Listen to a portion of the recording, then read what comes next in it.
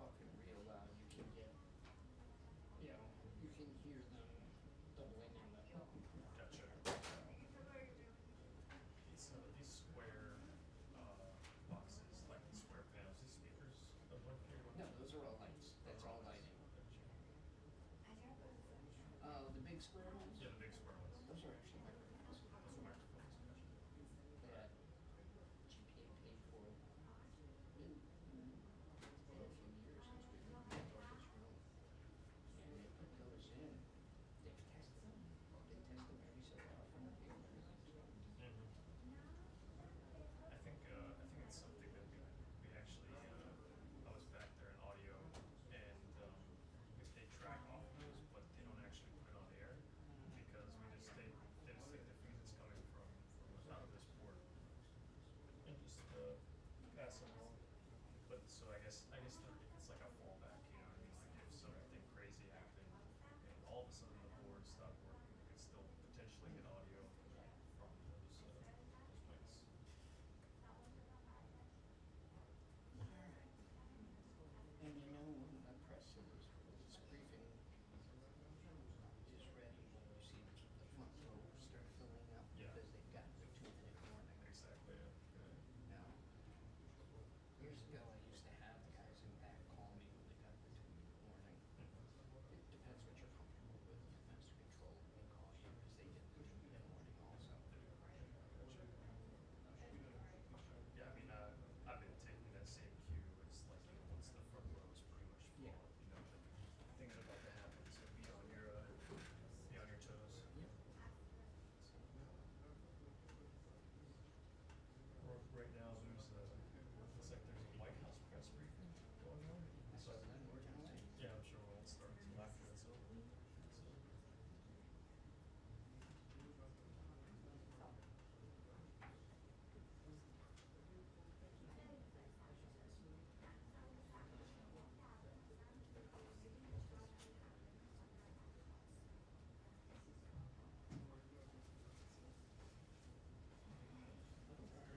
Small headphones over there, so if you want to listen, you can hear. Gotcha. Generally, you just keep the audio off on that, don't even bother. Yeah. My focus is on here, so I'm not worried about the TV. It's just something I used to do, is just to make sure there's signal flow on that. Not that you can fix anything. Once it leaves here, it's not your problem. I got you.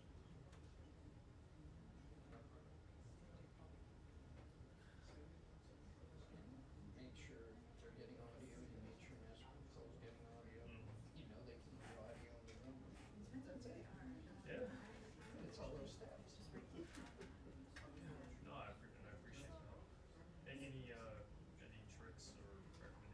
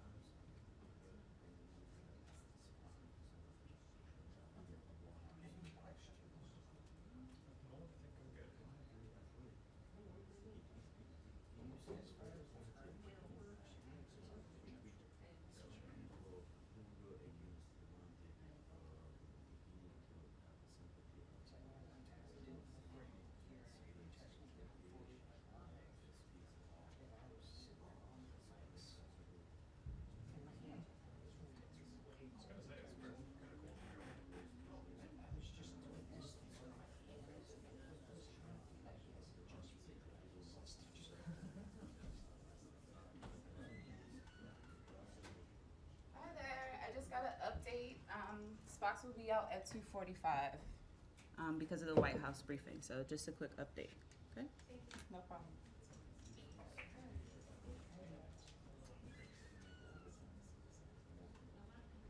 Hanging out here for 2 hours.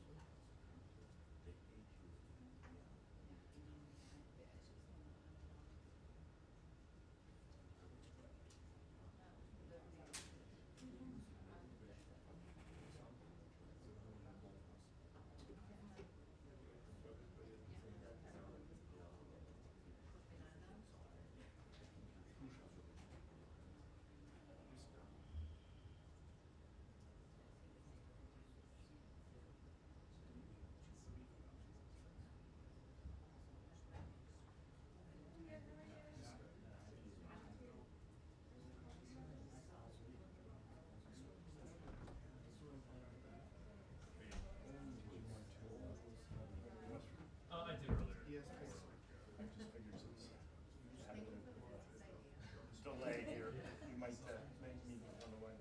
I'll put this picture Thank you. Sure.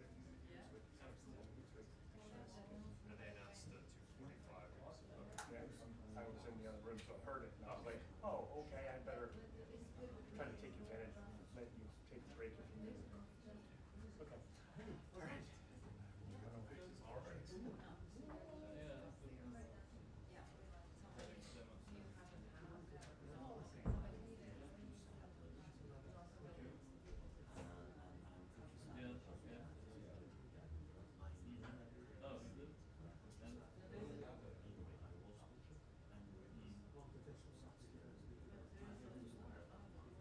No, I mean, okay. But yeah,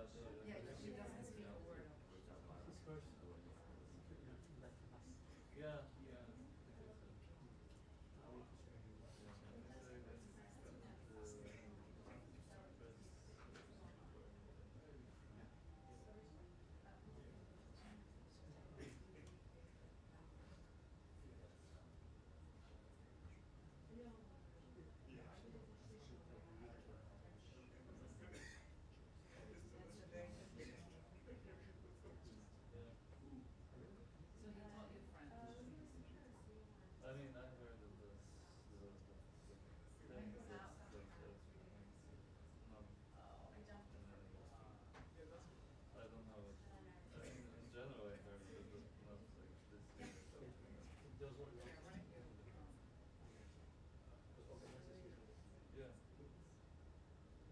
What are you doing for good?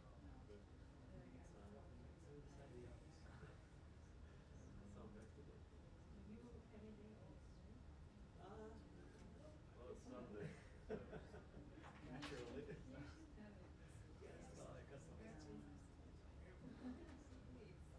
When's yours? When's yours?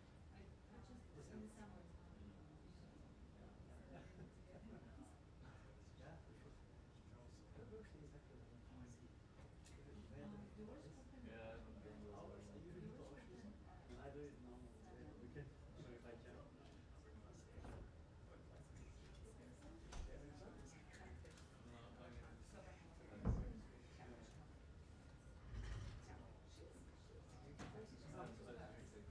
No, I mean, Almost every reporter's name in the room, so like Bob, Bob Boyles these days. They never, seems like what did you everybody ask? from the third world back changes. And then you learn some faces and habits of how they speak. What did you ask? Yeah, I mean, there are a couple names. There's the one Indian reporter, I forget his name at the moment. But he comes in, used to be every day he came in, he had a bag of fruit and an apple and orange.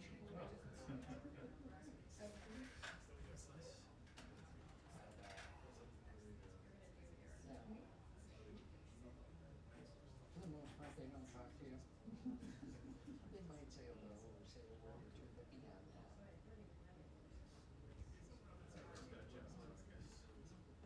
Yeah, they just don't care. What?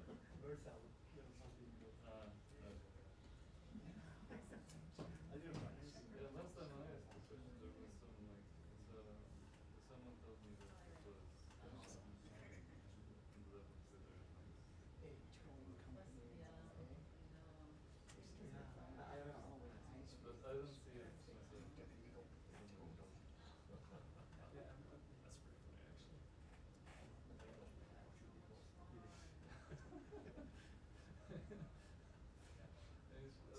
That's pretty funny, actually. If I ask the question, it's like, well, the president knows first, Yeah, and they that's, knows first, you can't question it. There's one section of the presentation where they like sort of another, I think 4 people wanted me to talk to.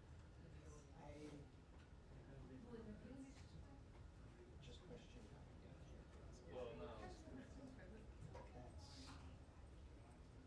I'm not saying things didn't need to be regulated, they did. They were busy doing Go in it.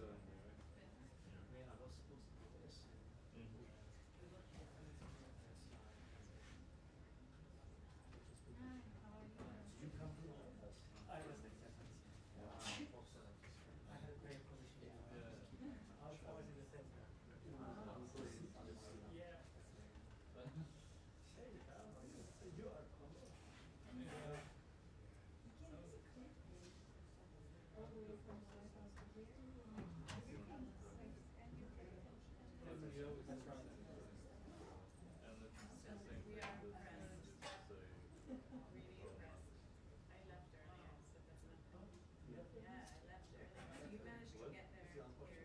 This. Yeah, I can imagine.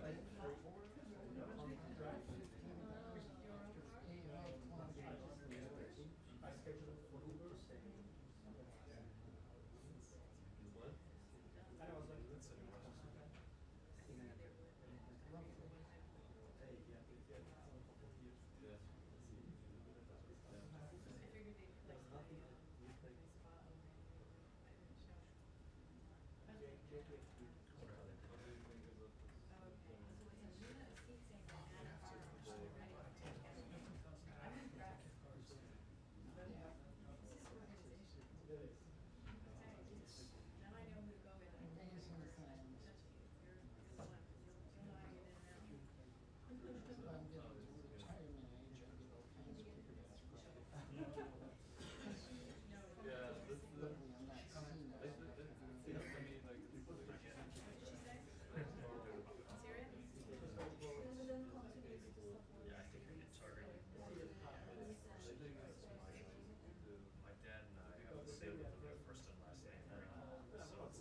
besides the spam stuff, I get like a lot of stuff from AARP and other retirement organizations being like, hey, time to renew your whatever. Yeah. Yeah, that's true. But you see, they never ask me, like, I get all these, cause I'm turning 65 soon. I'm getting all these things, from what's, people, they never, individuals who say, yeah, I am a Medicare broker to tell you how to get, you know, picking which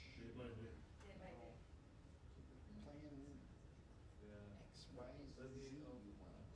I don't even know what any of that means. I sure I need to, Answer something but I don't know what it means. The annoying ones that I see, I get are like, it's like, hey, it's Rachel McCain, letting you know about her healthcare, like, you know, like, opportunity or something like that, as if like we've been having a conversation or something like that. It's like, He this thing. still keeps saying it. There was a guy named When the Omar was who now, was a Spanish when it's showing him that who had my phone number before I got it. And I don't get a lot of calls, but I get them every so often. And it's like, hey Omar, we got a shift tomorrow, we need you to cover. Delete. Omar's not here, man. Omar gonna be late. But Omar. Or like, no, why would you ever call? That's still on. But I had a landline in the apartment after I got divorced. I got a I mean, phone some will go out. There is some that at 3 in the morning from GW Hospital. yeah. And I picked it up, because you have to panic at that time. Sure. And it's like, so and so from the GW, there's an alarm going off on your Yeah, it doesn't. freezers in your lab. I'm like, well, one, They're GW don't have a lab, as cool as that sounds. And then I had like a 5-minute conversation with this person about what to do, like I can't help you.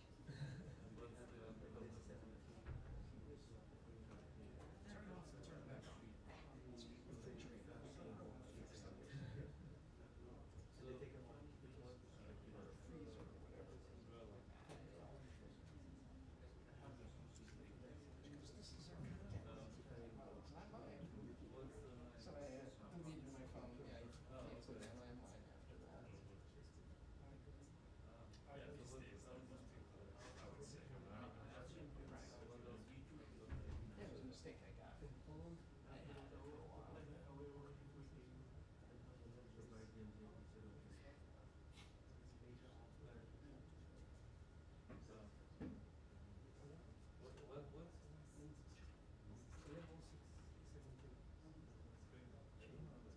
If I lose my phone, I lose my entire existence.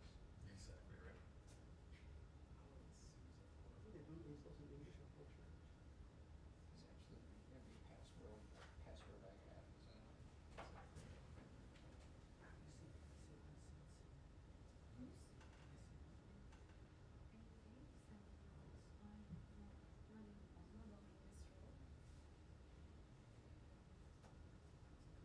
Because absolutely every password I have is in it. Oh, on the way out, have they trained you on what to do on the way out? No. Okay. Or when you're leaving the building, is that she'll say thank you, Oh. whatever. What? And then No. Matt, the first Oh, reporter I mean, here, he'll say thank you, gentlemen. But usually once they get are walking away Wait, from what the does that building, mean? you gotta wait. On this, Like on from the- her camera where I've turned everything off. Gotcha. And then they get back and leave. You said thank you, he said thank you. No. Yeah, are you owned by, I mean, I was are you able to owned by? get the thing turned off in 5 seconds. And everything was on. And, so I came back and, you know, she was doing everything. Yeah. I followed the rules. He said thank you. He said thank you. We're done.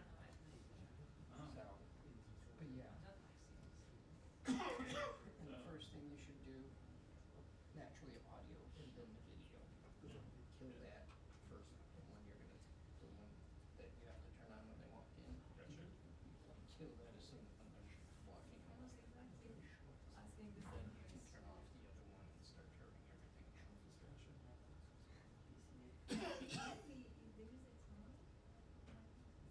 Because then they'll just go stand over there and do a scrum if they decide they want to. Okay. And when you say turn everything off, you kill the faders and then Yeah. mute the channels? Yep. Or just write it down. I mean, it's the end of the week. You could probably turn it off or something. But that's the only thing that turns off, that, the TV.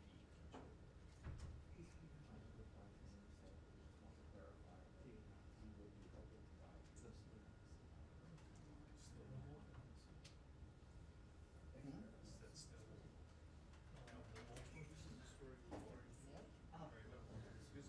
Yep.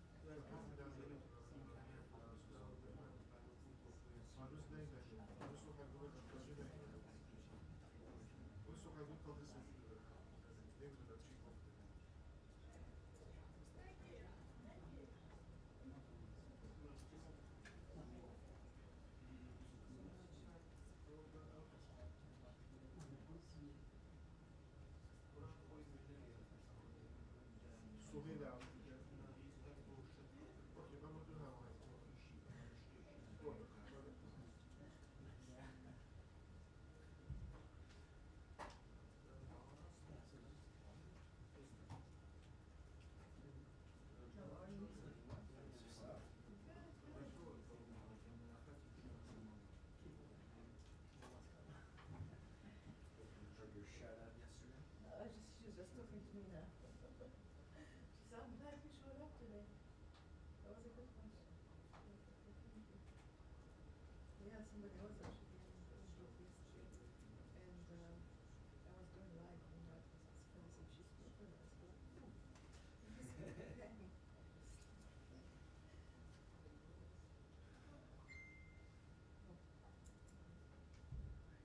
It's always when there's a delay in the White House briefing, it's when the delay she's doing.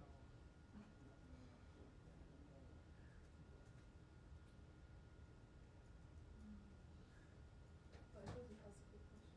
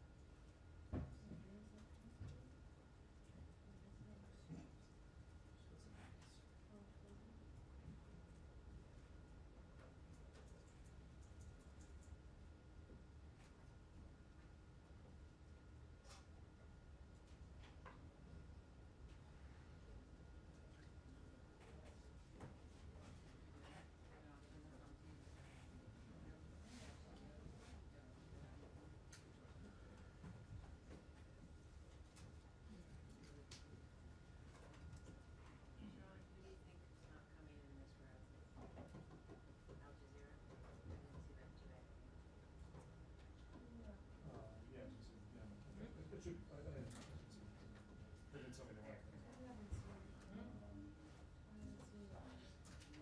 They never took me down.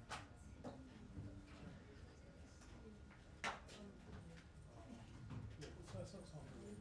I saw Tom, so usually I take the BBC seat when he's not here. Yeah. I took it once. But he's here. She, I took it once. Confused. Yeah. I was gonna take your seat, but I knew you were here. I was thinking Al Keep getting Jazeera. moved. Yeah, Al Just was Al visiting. Jazeera has English and Arabic, so Yeah. they can do one or the other. Both of them show up. Huh? And both of them show up. Yeah. They just come together. Yeah, sometimes you have BBC Arabic too. We have Persian. No, Oh, she don't Persian. have Arabic. Oh, that's right, Persian. Oh, she's there, yeah, okay. All right. Oh, you did? Yeah. You got proof? Yes. Yeah. Not for,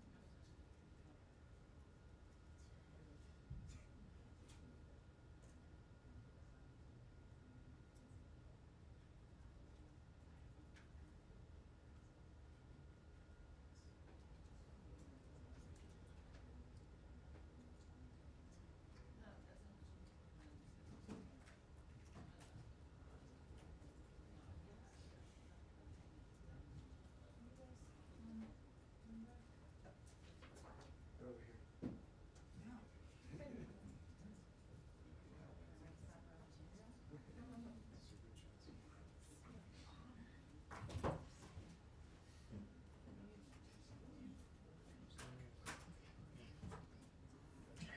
They're over here.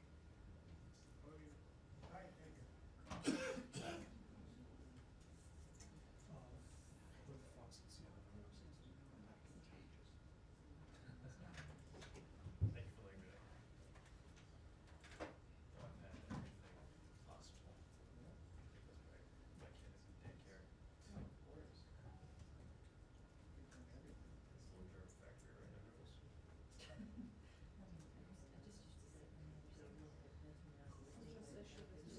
Yes, I was gonna say, just a statement. He said we are sorry about what happened. We will investigate. Yeah, we will investigate. He said that, he said it's like. Yeah, just said no. I mean, I have it in Arabic, but he just said it now. Actually, no, I have it in English, if you guys want. We deeply regret that a stray munitions hit Gaza's Holy Family Church. Every innocent life is lost is a tragedy. We share the grief with the families and the faithful. We are grateful to the Pope Leo for his words of comfort. Israel investigates.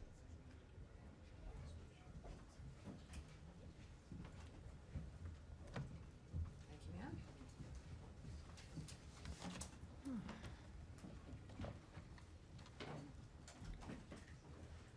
Seems like it was just yesterday that I was here. That's great. Oh my gosh, Nadia is gracing us with her presence.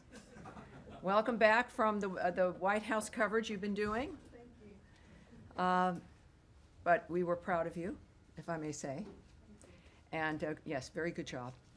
And not a lot of people would be as composed. I certainly am not when I'm there and talking to him. So yes, very impressive. So I do have a few comments for you as we begin the briefing here today at State. To begin, an update on the situation in Syria. The United States unequivocally condemns this violence. All parties must step back and engage in meaningful dialogue that leads to a lasting ceasefire. Well,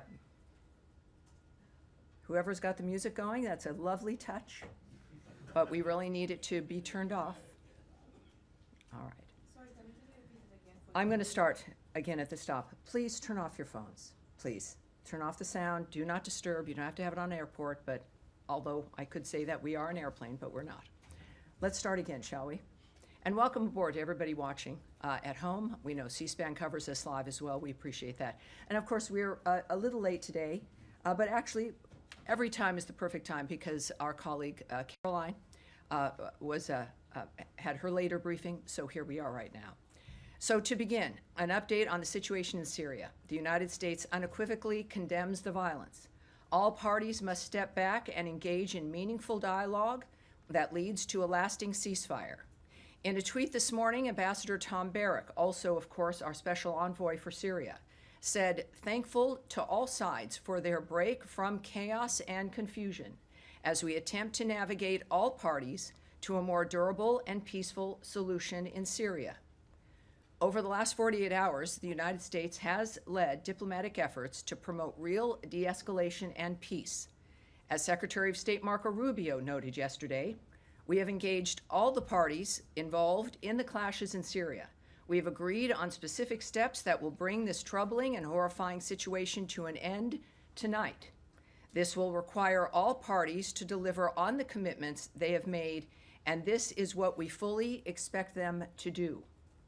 We are actively engaging all constituencies in Syria to navigate towards calm and continued discussions on integration and a stable, more prosperous future for all Syrians.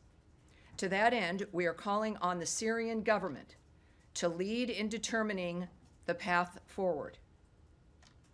Now, today, the United States also sanctioned TDA leader Hector Rutherford Guerrero Flores, also known as Nino Guerrero, and 5 other key members.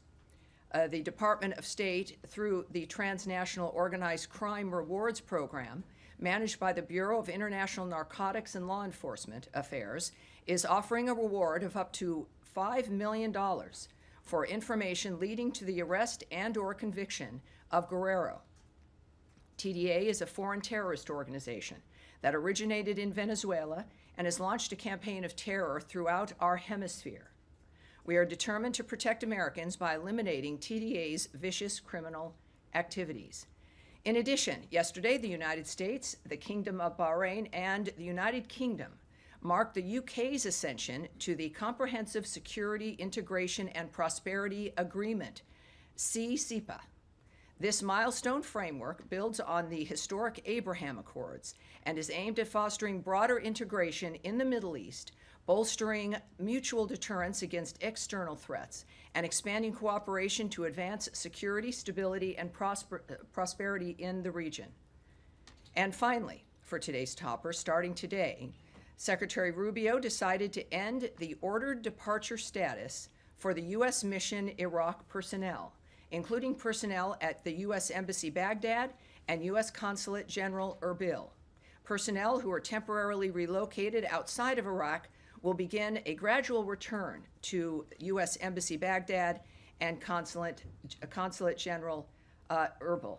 The State Department's travel advisory for Iraq remains at a level 4, which of course translates to do not travel.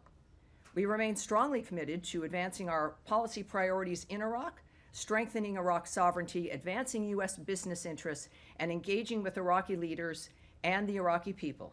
The State Department, U.S. Embassy Baghdad, and Consulate General Erbil will continue to closely monitor and assess, as you might imagine, the security situation across Iraq and the region. And that is the conclusion of my announcements.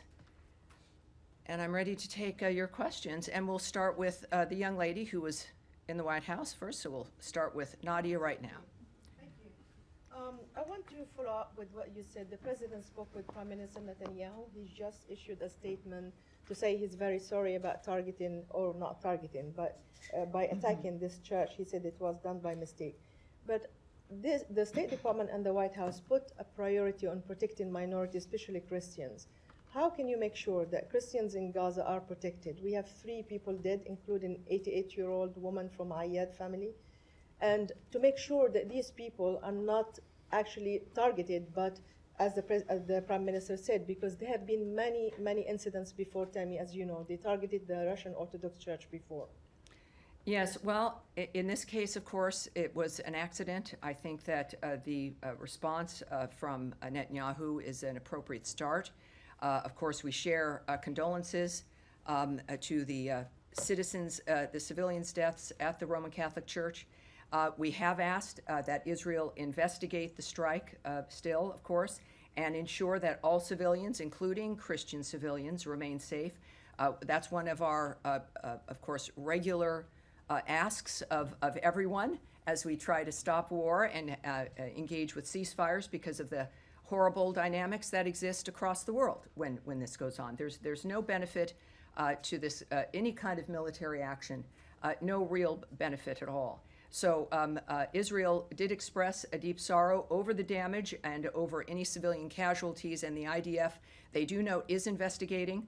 And of course, for further information, we refer you to the government of Israel. I can tell you, as I think Caroline also noted, that President Trump also spoke to the Prime Minister. And I think it's an understatement to say that he was not happy, that this is, again, the kind of thing that reinforces his commitment to peace around the world. I've spoken with the Secretary today at length on a number of issues. Obviously, everyone is appalled. I can tell you, for those who haven't seen it and for those at home, the Israeli Foreign Ministry has said, Israel expresses deep sorrow over the damage to the Holy Family Church in Gaza City and over any civilian casualty. The IDF is examining the incident, the circumstances of which is still unclear, and the results of the investigation will be published transparently. Israel never targets churches or religious sites and regrets any harm to a religious site or to uninvolved civilians. The IDF has a statement as well. The IDF is aware of reports regarding damage caused to the Holy Family Church in Gaza City and casualties at the scene. The circumstances of the incident are under review. The IDF makes every feasible effort to mitigate harm to civilians and civilian structures, including religious sites, and regrets any damage caused to them. So this is, I think, a good indication of their realizing what the world expects, what we expect, and of course appreciating POTUS's contact as well, which is helpful for all of us. Nadia, one more. Yes, ma'am. Syria. Yesterday, the Secretary told us at the Oval Office that the conflict in Sweden is between the Bedouins and the Druze. Do you rule out any involvement of foreign fighters or ISIS fighters in what we have seen, witnessed in the last 3 days, including atrocities against civilians? Well, there will be some continued, obviously there will need to be some continued investigation of the nature of what's occurred. We saw, of course, the President and the Secretary note, both of them, that they've been involved, and certainly our Special Envoy, Tom Barrack, is also, of course, the Ambassador to Turkey. And we know what we know at this point. Clearly, there has to be more investigation into the nature of how this started. But ultimately, the discussions have created a dynamic where the Syrians have withdrawn. Israel has not continued. That has ceased. And of course, there continue to be skirmishes. This is a rivalry between the Druze and the Bedouins. That's, I think, 400 years old. This is, though, one of those challenges that, if perhaps confronted in the modern age, with new possibilities of living together, that is the kind of thing we now know must be addressed. So we've had some success. You heard in my topper the Secretary's continued optimism, and Ambassador Barrack, of course, is returning and will be involved. And of course, I can tell you also that we unequivocally condemn the violence that has unfolded there. All parties must step back and engage in meaningful dialogue that leads to a lasting ceasefire. Of course, we know those lines from various other locations, but we also have committed to them, and we engage with them as we are also in this case. Over the last 48 hours, the United States has led the diplomatic efforts to promote real de-escalation and peace. We are actively engaging all constituencies in Syria to navigate toward calm and continued discussions. on integration and a stable, more prosperous future for Syrians. And that continues. That has been the mission of Envoy Barrack, and it remains the mission of President Trump and Secretary Rubio. All right. Yes, ma'am. Humaira. Hi, Tammy. I just want to understand, my colleagues asked about this yesterday, but did you guys get to the bottom of the misunderstanding that Secretary Rubio talked about yesterday? We see it in a different wording again today in Ambassador Barrack's tweet or post. Confusion. What was this misunderstanding, and did the U.S. government intervene in a way to assure that this misunderstanding will not happen going forward again? You seem a little skeptical, but I don't know if I know some people at home can see some of the reporters here in the first two rows. I guess that's a prerequisite in this job. Yeah, yes, perhaps it is. But for those who don't know, the language from Ambassador Barrack's tweet: thankful to all sides for their break from chaos and confusion as we attempt to navigate all parties to a more durable and peaceful solution in Syria. And I noted to you already the language from the Secretary. The confusion, as was conveyed to me and was, I think, generally understood, was this ancient rivalry between the Druze and the Bedouins, and violence ensuing. The Syrians moving to that area to quell and stop that violence, and the Israelis who see that occurring to the Druze community and their concerns, then entered what they assessed was something larger than what, or even not what it was at all. I am not a party to the full discussions or to the details of obviously of all of these groups and nations, what their choices were. But when the Secretary chose and the President chose to use the word miscommunication or misunderstanding, obviously here now from the Ambassador, chaos and confusion. The good news is, the story is, it stopped as within the management of that larger conflict. Again, there's still skirmishes and other issues that, as we've also noted, the Syrian government is going to have to lead. With obviously there'll be other involvements, but lead into this de-escalation and to the stability. So this is a reminder, and you weren't here, but as I noted to one of your colleagues who asked as well yesterday, that this is a region and certainly a nation that has been unstable, which is why we talk about stability, for generations. There have been rivalries for hundreds of years. We are optimistic people. Humans tend to be that. And our effort is to try to bring this together and to stop it. The answer to whether or not there's hope is the fact that there has been a response, that the parties have acquiesced and are dealing with that response, and that we are committed to seeing this problem that emerged, and now we know what to work on to make sure it doesn't happen again. Right. My follow-up to that is related to something that you just said. U.S. is pursuing stability in Syria, as far as I can tell, lifting of the sanctions and... I promise you that's what we're pursuing. Right. Yes. So does it support Israel carrying out these military operations when it deems necessary? I can tell you regarding Israel's intervention and activity is the United States did not support recent Israeli strikes. We are engaging diplomatically with Israel and Syria at the highest levels, both to address the present crisis and reach a lasting agreement between the two sovereign states. President Trump has outlined his clear vision of a prosperous Middle East and stable Syria at peace with itself and its neighbors. Peace among neighbors, including Israel and Syria, is a critical component of this vision. So I won't speak to future conversations or past ones. What we're dealing with now is this particular episode, what was required, and I think we've been very clear about our displeasure. Certainly the President has, and we've worked very quickly to have it stop. All right, yes, thank Lily. you, Tammy. Just back to your topper on Syria, you mentioned you condemned... And let's stick with Syria for a bit while we're in it, just so you know, and then we'll continue on, of course. Go ahead. You mentioned that you condemn the violence. Are you specifically talking about the Druze Bedouin All the violence, violence, or also all the Israeli violence. strikes? Clearly, this started between those two groups. And what we know is that violence erupted. Well, there's a continuing long issue between those two tribes. And then two major nations began to engage. Obviously, we then engaged, and it stopped. And that is, for me, a very, very proud moment.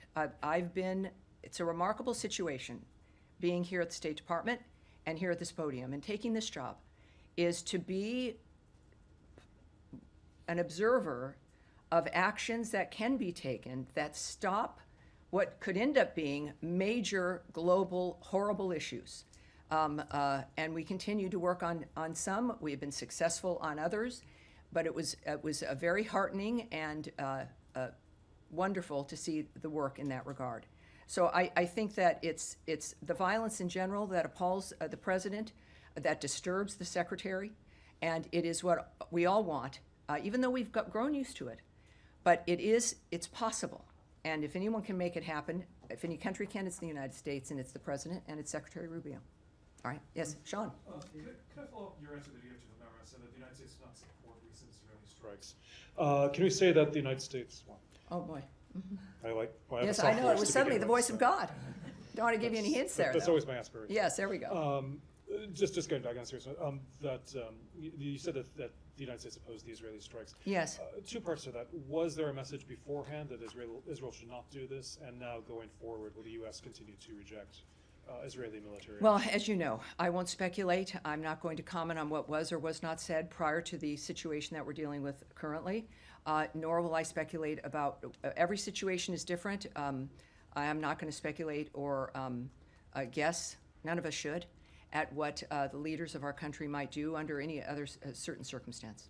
Well, just to, also at the beginning, you were talking about how Syria and the Syrian government needs to lead a future path, I forget Yes. the exact words.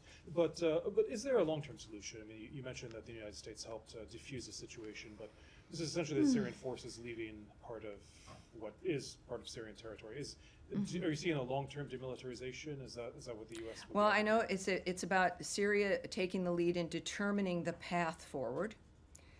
And so that was a very specific way that it was put. And I can't, I think there's a few people who have an idea of what's possible in what seems to be maybe an impossible situation, but we don't see it that way. And I think that's where new ideas, new solutions can emerge, is when you don't give up to what you think is impossible. So I can't comment on what the strategy would be, what individuals imagine. It is a region that is ancient, and the people are ancient, and it is the modern world, and I think we now provide a chance, our generations do, to have a different kind of path forward. Just one more point on that. All right. I mean, one of the points that Israel is making is that there are jihadists involved in this, and that some of the violence has been against Druze. Is there any concern about linkages potentially between the Syrian government, and is that something that the U.S. has seen? Is that something that the U.S. would become? Well, I know that from the beginning, the issue was, of course, working with the new Syrian government on dealing with the problem of ISIS. That's I think, a unifying dynamic. We know that ISIS has been an issue. We know in that region, my goodness, look at what we've been facing with Iran and state sponsors of terrorism, and what we've all experienced for quite some time. So we know that has to be part of which I won't preview anything for you, because I'm not a part of that team, but we know that matters deeply to Envoy Barak, and everyone is clear-eyed about what this is, and yet it won't stop them from trying.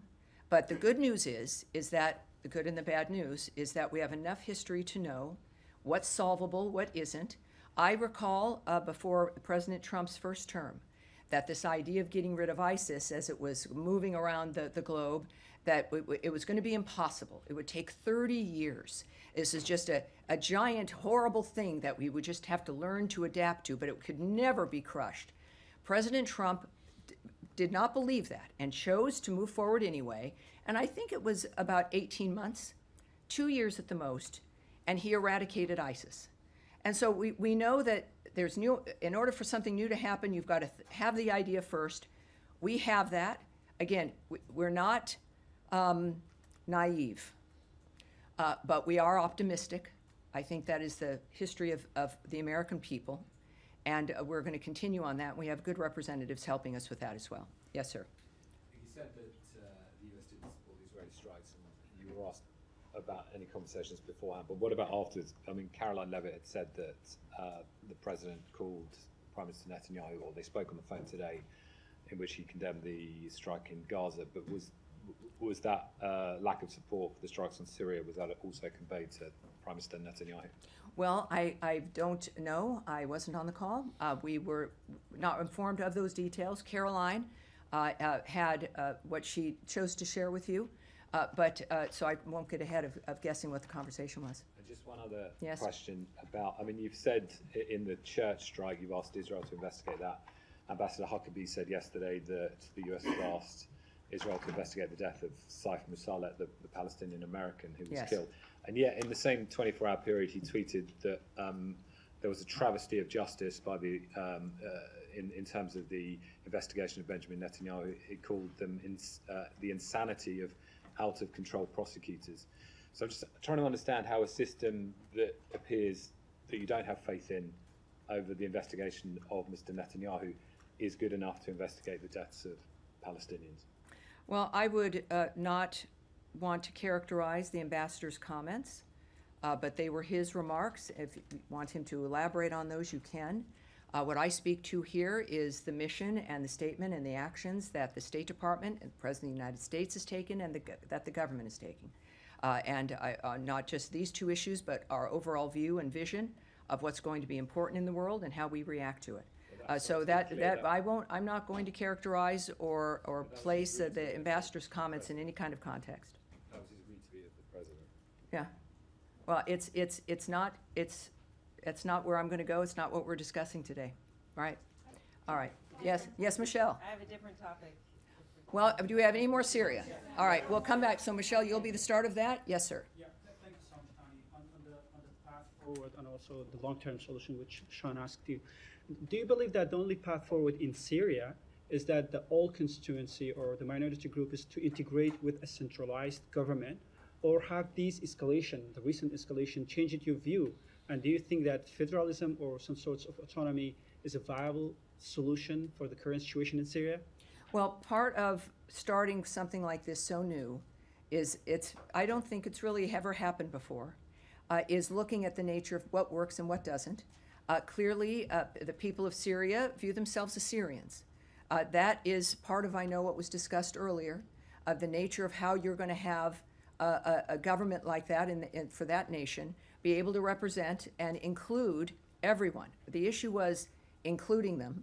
Of course, every government is going to be, and should be, the decision, how it's formed, the nature of what it represents, should be the decision of the people of that country. But you've got to have a chance to start with the very basics, which is stability, infrastructure, some modicum of peace that you can rely on. And we expect, again, there's been instability. So the stability part you work on and you assess it as it continues, and then you see what needs to be addressed. And that's what we're helping with. So it clearly is going to be up to the Syrian people. But the way that it would work is that because we've seen the history of when everyone is not included, of what can happen. But that is, again, this is where the negotiators, those who are wise enough to be envoys, who delve into this, which is the hardest work in the world, we'll leave that to people like Ambassador Barrack and President Trump and Secretary Rubio. Yeah, help me if I understand you correctly. Does that mean that the U.S. is not opposing federalism or autonomy for the Syrian future? I'm not going to comment further than just the theory of trying to get some stability here and the inclusion of the people who are in Syria, without going into at all what the details might be or what choices might be made. That's not my place, so I won't comment on that. Saeed, are you with Syria yet, or no? All right. Yes, sir. Yes, thank you, Madam Bruce. Ahmad Shahidov. My question is about the very most discussed topic in South Caucasus. There is an ongoing discussion in South Caucasus about the opening of Zangezur corridor between Armenia and Azerbaijan, and many believe... All right, so we'll stick with Syria for the moment, and I'll come back to you. I know that's a large issue. But we will do that. Oh, yes, there we go, right there in the middle. Yeah, thank you, Tommy. It's still about Syria. So, how the secretary is happy or convinced that the Syrian government is the right one at the moment for Syria, looking at what's happening with the Israeli and the Druids? Well, again, I would just caution in any dynamic that is this fluid and changing, where it's new, it's the kind of new idea and commitment brought by the United States and President Trump. I would caution to not see something that occurs that has been by our government characterized as a mistake or a mischaracterization or a misunderstanding in the midst of something that is also part of a 400-year-old tribal conflict. But the story is, it was stopped. We were able to stop it. We know that it's not going to be utopia the moment we all agree, let's do this. And then it happens. It's the idea, and then it's the implementation of that idea. And that is the commitment of Ambassador Barrack and, of course, of our leadership. So I would say that the issue is whether or not there would have been a response to this, whether or not there are relationships and partnerships that would listen to each other. And it occurred. Obviously, there's more work to do, but it's worth doing. And I think that's our approach. Yeah, follow up only. And if I may, Tommy, thank you. And how concerned is the secretary that these clashes, let's strike, that Israeli had in Damascus may jeopardize the peace, the potential peace deal between Israel and Gaza?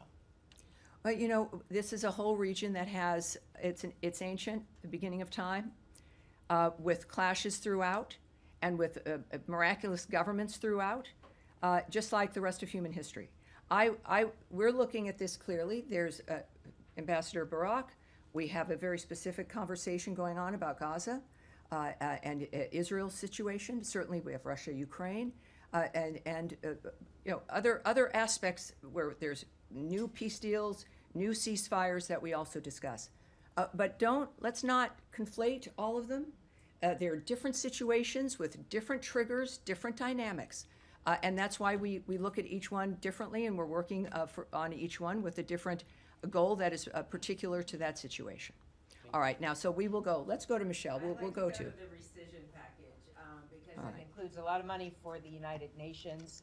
I'm wondering if it's going to affect UNHCR's efforts to resettle Syrians back into Syria, which they call this a historic moment to do that. And I also wonder, there's big cuts in peacekeeping, and it includes some language that is critical of the peacekeeping mission in Congo. Yet the peace deal that you guys negotiated relies on the UN peacekeeping operation in Eastern Congo to help implement it. So I wonder if you've changed your mind. Well, of course, that's a dynamic regarding the White House and the bill regarding the budget, et cetera, the rescission bill, for sure. At the same time, and I knew, a little birdie told me that a lot of journalists were meeting and had a briefing on the issue of the UNHCR, right? And I don't have that answer for you yet. I want one for you. It's literally, I need to find the answer to the details of that. We're going to take that back and get that for you. And since there are others interested in that as well, we'll make sure others receive it if you want to contact us with that information. Regarding comments made in a bill, the nature of certain cuts, each situation is very unique and different. As we've, of course, as you know, we've just completed essentially a several month-long reorganization and some cuts regarding how foreign aid is applied and implemented and distributed. I would just repeat that even though there are cuts and we are looking at reforming certain dynamics, it doesn't mean that our efforts will stop. It doesn't mean because something looks different that it's going away.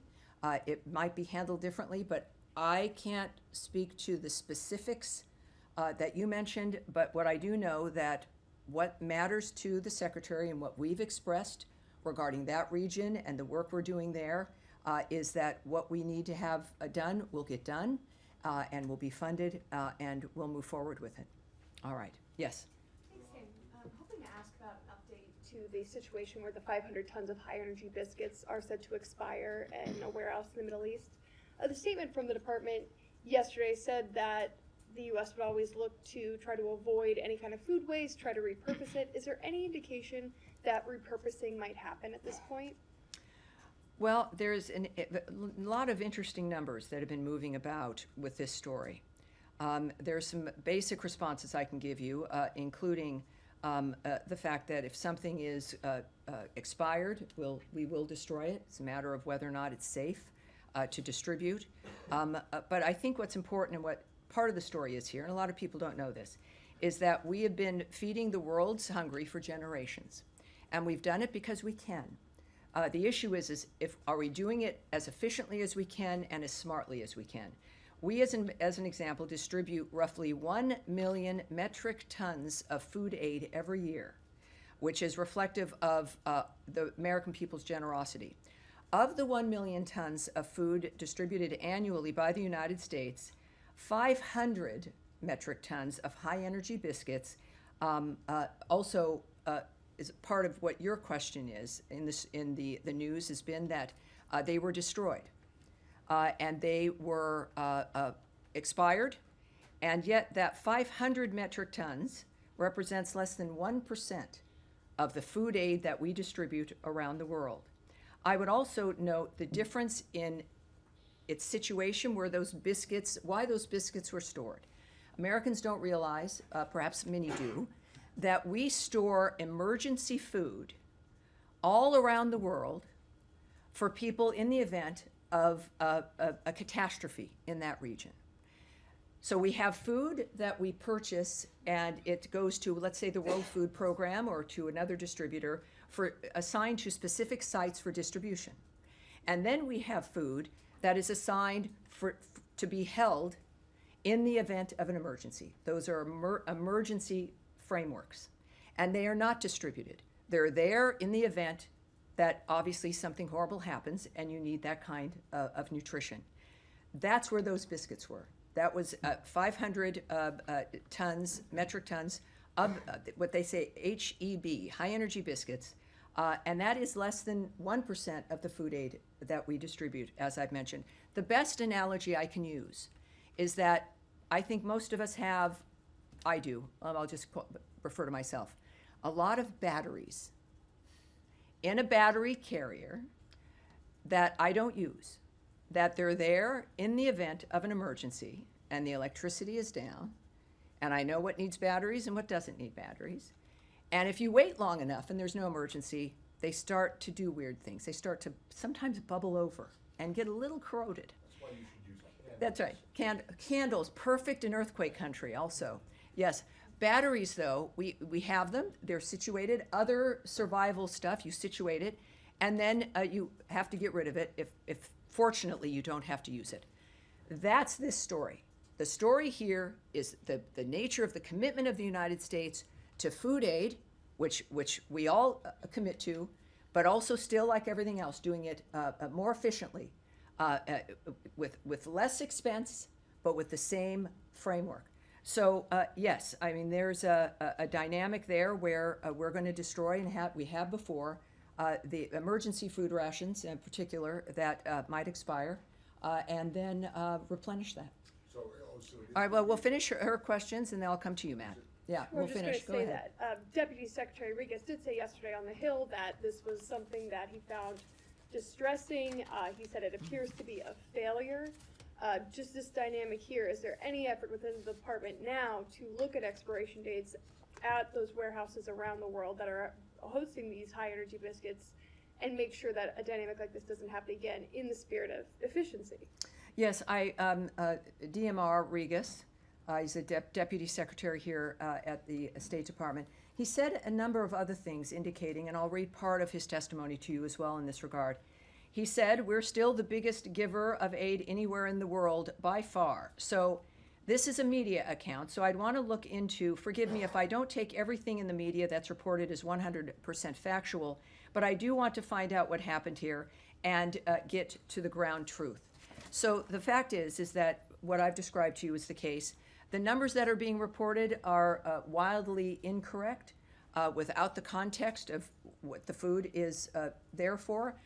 It is, considering the nature of the situation, I would say that this, if the implication there was that this was due to the USAID action or a pause or something, I would say that that is incorrect.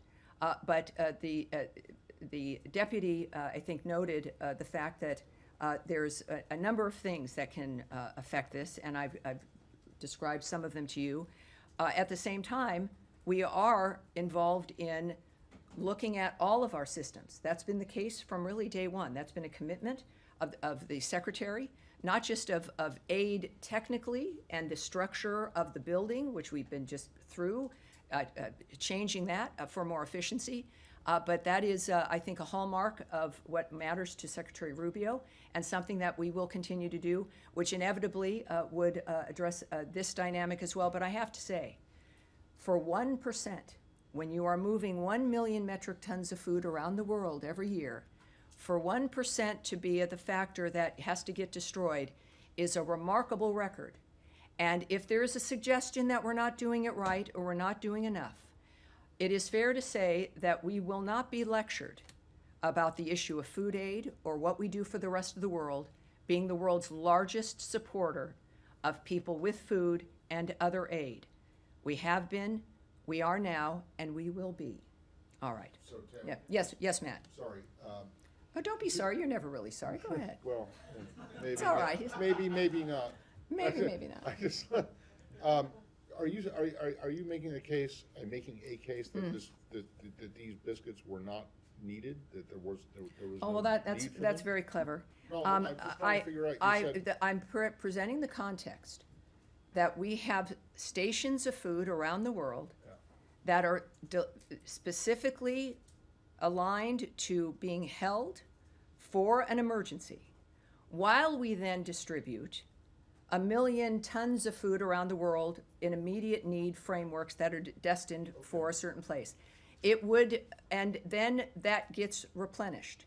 So it's not that it wasn't needed. It served its purpose. It was needed. It was needed to be held for, in the event that there was an emergency. And that was accomplished, and it will continue to be accomplished. So you don't think there was an emergency in Gaza or in, Oh, yes, and you know, it's interesting. We contribute and have aided emergencies around the world through this time. We were not waiting for anything in a holding station. As I don't know, I won't say it again.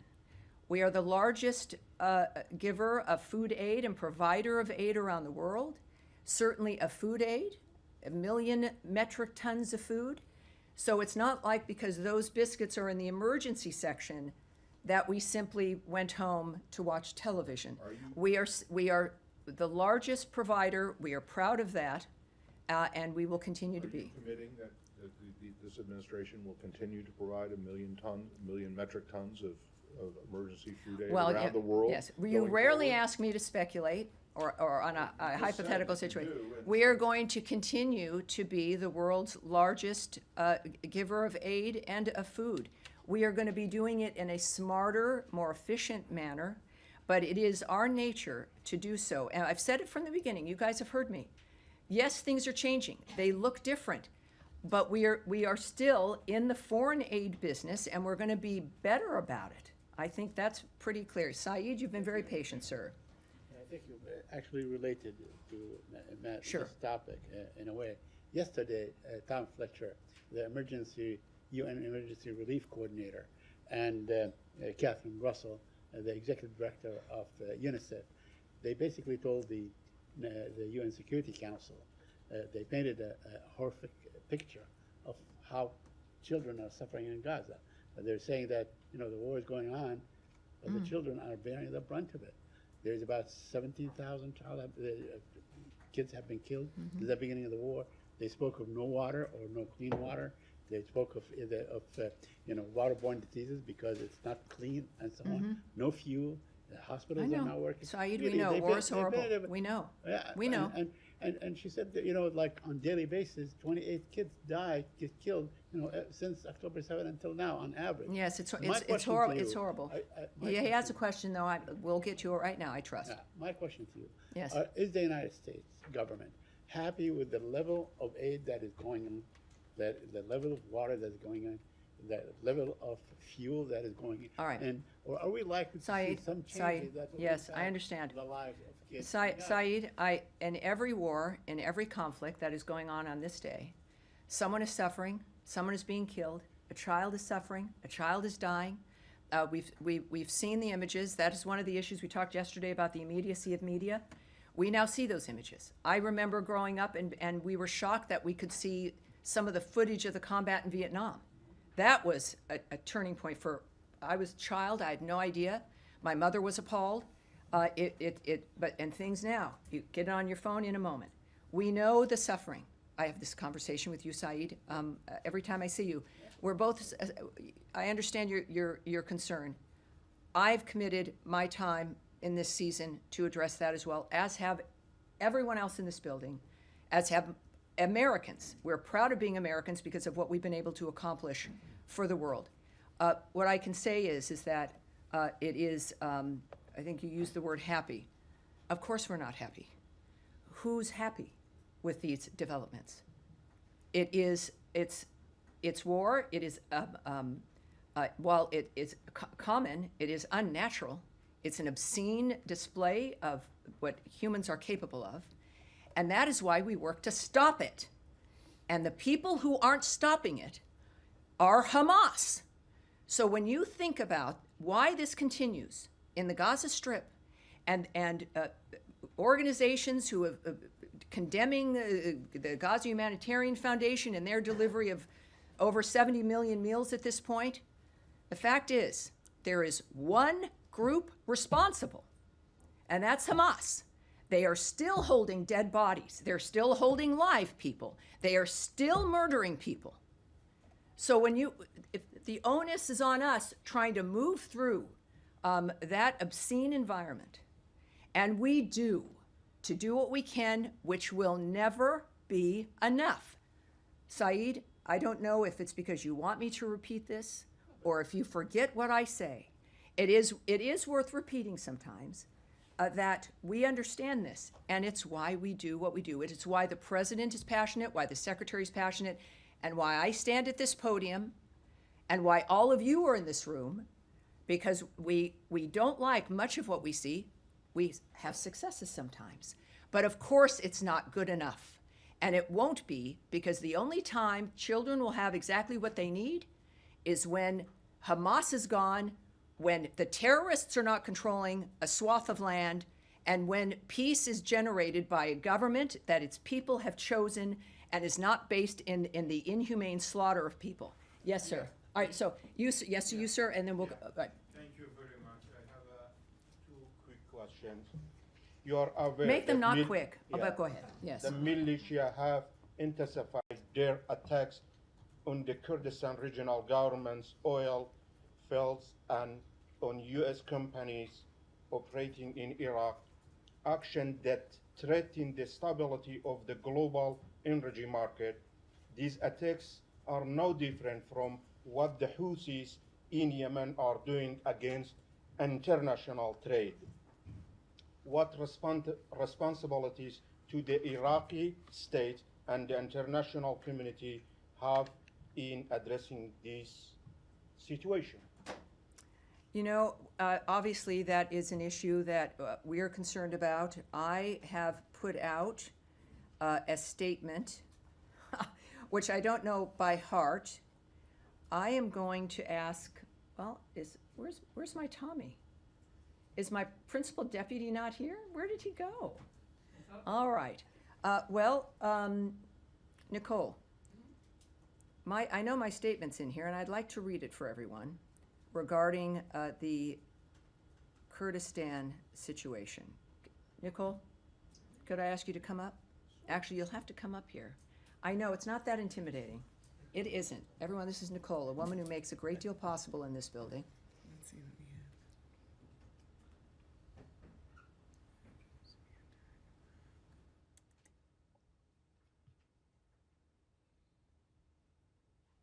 She does this for me all the time. And if I can't find it there, I'll find it. Yeah. I'll pull it up for you and give it to you in just a second. All right, great. So we'll get that. We're concerned enough, obviously, to where I issued a statement on the attack, essentially, in Kurdistan. And I do want, because I wasn't able to answer it yesterday, and I do want to get that to you. So I'm going to come back to that. Did you have a second question, sir?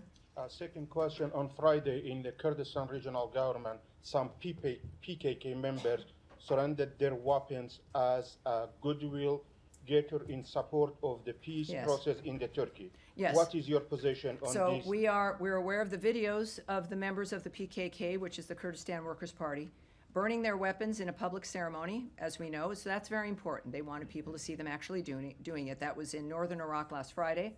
We consider the PKK a foreign terrorist organization. So any move to lay down arms and remove that threat is a welcome step. And of course, we know that the SDF remains a great partner in the fight against ISIS. And now it's time for them to integrate into, is this the same, hold on. Well, this is moving more back into Syria, so we're gonna wait on that, and I think you found my statement on the other issue. Thank you, ma'am. I appreciate that. This is, I didn't used to have to do this when I was 20. Many of you have to do this. The United States strongly condemns the drone attacks that have been targeting oil fields in the Iraqi Kurdistan region since July 14th. These attacks imperil Iraq's stability and economic future. The government of Iraq has a duty to protect its territory and all of its citizens. These strikes target international companies that are working with Iraq to invest in Iraq's future. The United States remains committed to our partners across Iraq who are working to build a stable, federal, and sovereign state. All right. Yes, go ahead, Eric. Thank you, Tammy. Two questions. We saw Secretary Rubio's very important meeting with Foreign Minister of China, Wang Yi, last Friday in Malaysia. Secretary Rubio said it was very constructive. We're now reporting that the president of Taiwan plans to transit the United States next month. And I wanted to ask if there's any concern about expected or foreseeable Chinese reaction, because we've seen in the past, for instance, in December, when the president transited Hawaii and Guam, we saw China's largest naval deployment in years along the first island chain. And is there any concern that at a time when, coming off of this high of the secretary's meeting with his counterpart, that the presence of the Taiwanese president will somehow be counterproductive or disturbing to this point that's been reached? Well, I think you mentioned that they had met, and I would refer you back to his comments following that meeting. He stated that this was not a warning meeting and that the discussion was constructive and positive. And I remember his attitude, and I appreciated that. And also, he noted, I want to reiterate that transits by the Taiwan president are fully consistent with our longstanding policy and practice. I don't want to necessarily attach that to the secretary. I'm not sure that that's what he said, but that is the case. I would also say that transits of the United States by high-level Taiwan officials, including presidents, are again in line with past practice and fully consistent with our longstanding policy, and such transits are undertaken with consideration for the safety, comfort, convenience, and dignity of the passenger. All right. Sorry, All right. second Yes, go question, ahead. Tammy. All right. I'll be back to you in one moment. Ukraine, if I may. Your colleague at the White House spoke to the president's expectations following his 50 days deadline. My question is about Russia's reaction in these 3 days. There's no sign of any different, behavior. Instead, they did, issue a nuclear threat. They questioned president's motives, and Russian foreign minister today said that we are not accepting any threats. So what makes the president, the administration, believe that next 47 days will be any different? Well, I can't read their mind, and I won't begin to try to think of what they might be thinking. I don't know what I'm going to be thinking tomorrow. You never know. But what I can say is that obviously they've expressed their displeasure with how things have been so far, which in part led to this new structure that we're looking at, including the 50 days. Regarding any kind of nuclear commentary, or preemptive strikes, et cetera. Let's just say that rhetoric does not improve regional security. And of course, as President Trump has said, the word nuclear should not be treated casually. And we have seen these kinds of reckless and unhelpful statements before. So it's not something I can preview for you regarding what might happen or might not happen. But the good news is that the world knows the nature and the attitude and the values of President Trump and the Secretary and of the American government.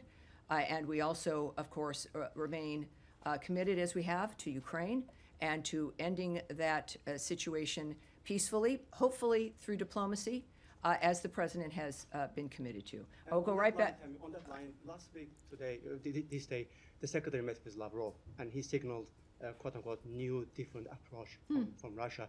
The fact the President moved forward with his own deadline, does that mean that you guys have rejected what Lavrov after? I can't speak to that. I can't address that at all. But I would caution again, drawing conclusions because of what someone else may have said or if a phone call happened. These are very deliberate individuals, the men and women making decisions, engaging in these things. We know what's at stake. We know why they're doing it. It's about life and death and who's alive today, who might not be tomorrow.